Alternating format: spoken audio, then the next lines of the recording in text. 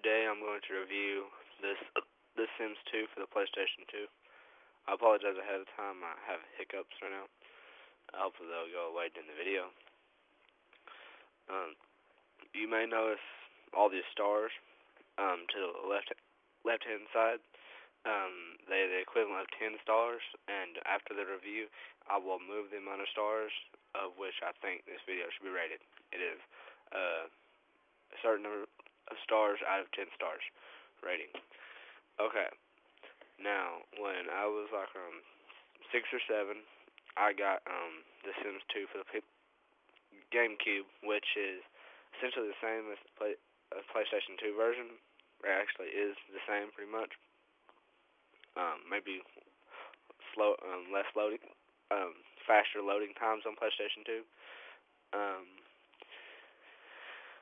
What I noticed about this game is it is really fun, actually really addicting, until you play Sims 2 on the computer. If you've never played Sims 2 on the computer and you buy the Sims 2 for PlayStation 2 and you play it, or basically any The Sims 2 console version, it doesn't matter what system, and you play it, it will be very addicting. You'll like it a lot.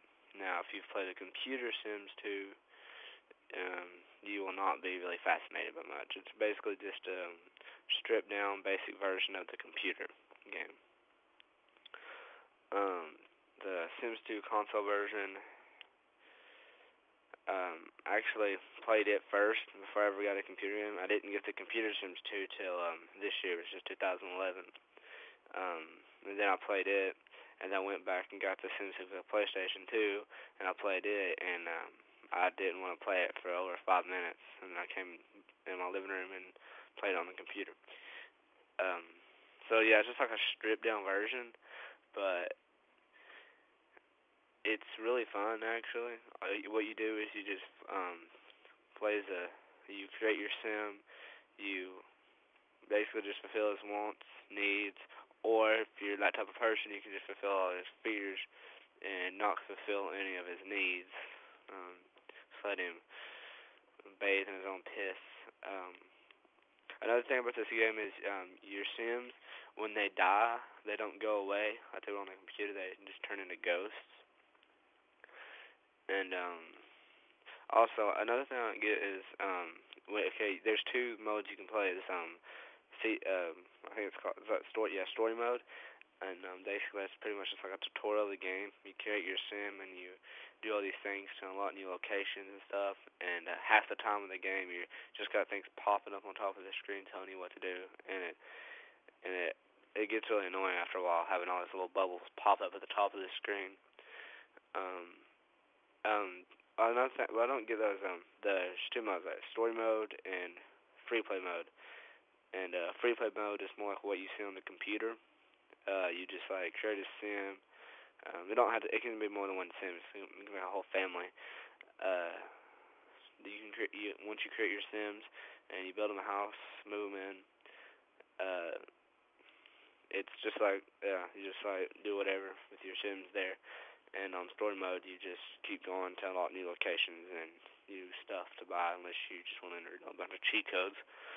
Well, I don't get those. They make like you can't use the same save space. Like you can only have one save slot for The Sims 2, and and if you play story mode, you can't play free mode unless you want to overwrite story mode. And if you play free mode while you have story mode saved and you save free play mode, all your story mode work will be deleted, and that works vice versa. You play free mode, you save it, and then you play story mode, you save it, and your free play goes bye-bye. That's one thing I didn't really like, which I understand on the GameCube, because it does take a lot of memory for the GameCube memory card, but the other systems, PlayStation 2 and Xbox, couldn't handle it really well. And I don't think it's really much of a problem with the Xbox because of the hard drive thingy, and I know you can get that on the PlayStation 2 also. You can buy a hard drive for it, but my PlayStation 2 has a slimline version. I don't think you can put the hard drive on that, so I really can't buy that. I wish I could. But anyway, some good things about this game is, although you may not be able to have babies on it, you can play, you can cook. There's a lot of recipes on there for you if you wanna cook.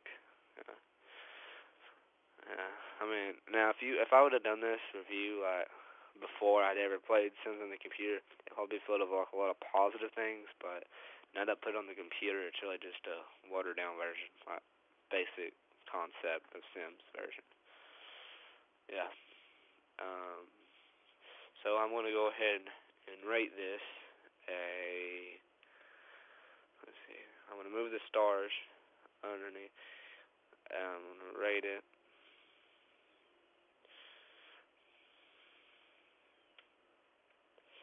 a.